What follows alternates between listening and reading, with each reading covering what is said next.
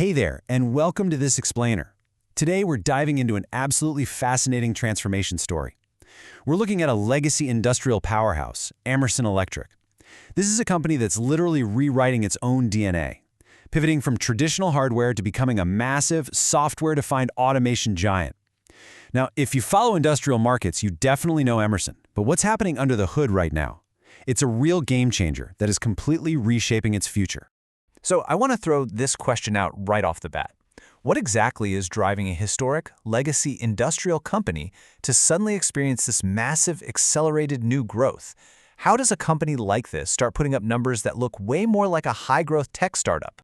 Well, the answer starts right here, $7.9 billion. That is Emerson's staggering backlog of orders over the last 12 months. It's actually up 9% year over year. But to really grasp why that number is so huge and why Wall Street analysts are frantically recalculating their models right now, we need to look at exactly how Emerson is converting that backlog into a total earnings powerhouse. So, here is our agenda for today. First, we'll look at their Q2 financial momentum. Second, the big automation pivot. Third, we'll look inside that massive backlog. Fourth, dividends and financial health. And finally, number 5, the 2028 roadmap.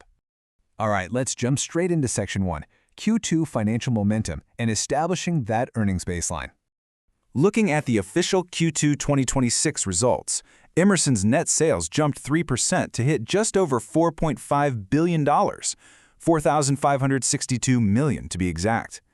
Now, in our current, somewhat unpredictable macroeconomic environment, where regions like China and European chemicals are definitely showing some softness, pulling off top-line growth of 3%, that is a super solid indicator of resilient underlying demand. But the really exciting story reveals itself when we compare Q1 to Q2. Sure, net sales stepped up from roughly $4.3 billion to over $4.5 billion, but look at the profitability metrics. Adjusted earnings per share jumped from $1.46 to $1.54. They aren't just selling more stuff, they're becoming fundamentally more efficient at extracting pure profit from every single sale. The absolutely crucial point here is the rapid margin expansion. Pre-tax margins expanded from 14.2% all the way up to 17.4%. That is a massive 320 basis point jump. We're talking about a 3.2% increase in pure profit margin. This tells us profitability is growing significantly faster than top-line sales. And whenever you see that happen, it means there's been a fundamental shift in what the company is actually selling. Which brings us to Section 2, the automation pivot, and this incredible strategic shift. Historically, Emerson was known as a traditional physical industrial hardware company, right? But today, they are aggressively transitioning to a software-defined automation model. And why does that matter so much?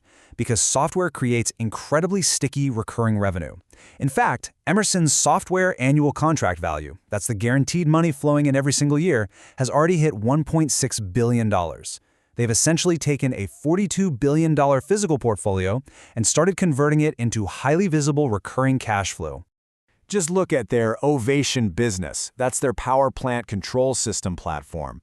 Orders there absolutely surged in Q1, up a staggering 74%. Why? Well, they're winning behind-the-meter data center automation contracts, totally riding that massive wave of AI and data center expansion. Plus, they just released their next-generation Nigel AI test automation assistant. It literally compresses engineering workflows from hours down to mere minutes. And right after launch, it generated over $100 million in outstanding quotes for their Ovation Virtual Advisor product. I mean, this is real commercial traction, not just some flashy AI press release. And the leadership team is completely dialed into this momentum. Take a listen to CEO Lal Karsanbhai regarding Q2. Underlying orders were up 5% as we continue to see resilient demand led by software and systems with sustained momentum in our growth verticals. He's loudly confirming that this software-defined automation future isn't just a distant dream, it's actively driving their growth right now. Let's move to Section 3, inside the massive backlog, and exactly where this demand is coming from. Emerson's key growth verticals right now include power generation, liquefied natural gas, semiconductors, life sciences, and defense. Now, what do those 5 markets all have in common? Well, management points out that current U.S. industrial policy heavily favors these exact sectors. We're talking about trillions of dollars being mobilized to reshore and build out these specific industries. This direct alignment with national policy has already fueled an incredible 18% North American order surge for Emerson. And the rhythm of their order growth proves this strategy is working perfectly. They have delivered 4 consecutive quarters of accelerating underlying orders, including a 9% jump in Q1 and another 5% in Q2. They are steadily packing that $7.9 billion backlog with high-margin, software-heavy contracts, and they're doing it before the broader greenfield power generation cycle has even fully kicked into high gear.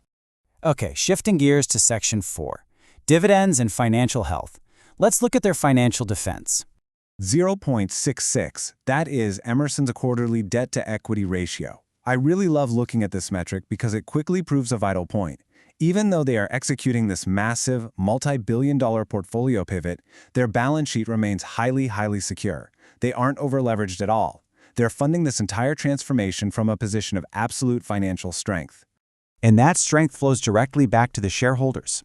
Emerson boasts an unbelievable 19 consecutive years of dividend increases. Currently, they pay a 1.6% dividend yield, and the growth rate is actually accelerating. The one-year growth rate has pushed up to 3.86%. It is an incredibly safe, consistent dividend profile for a company that is simultaneously chasing high-tech software growth. So how do they actually afford all this?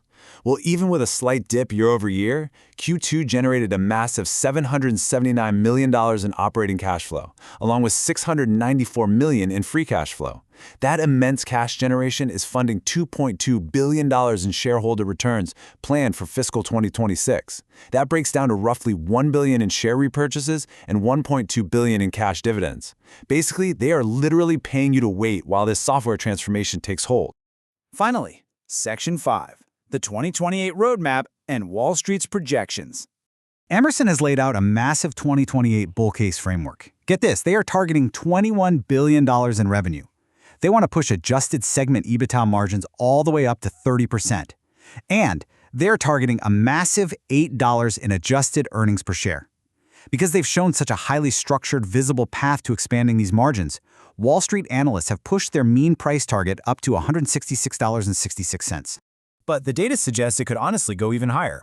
According to a valuation model from the institutional data platform Ticker, if Emerson achieves this committed margin expansion and hits that $8 EPS target, their mid-case model points to a target of $198.72 per share over the next 4.5 years. Compare that to the current price of around $139, and you're looking at a potential 42.4% total return. The model basically highlights that the market's current multiple is just totally ignoring the 23% earnings growth projected over the next couple of years. Which brings us to our final provocative thought for this explainer. With a surging software business, AI tools driving $100 million quote pipelines, and a $7.9 billion backlog deeply entrenched in the most critical industrial sectors, has the broader market actually fully priced in this $42 billion transformation? The data we've unpacked today strongly suggests they haven't. Thanks so much for joining me on this deep dive, and as always, keep your eyes on the numbers.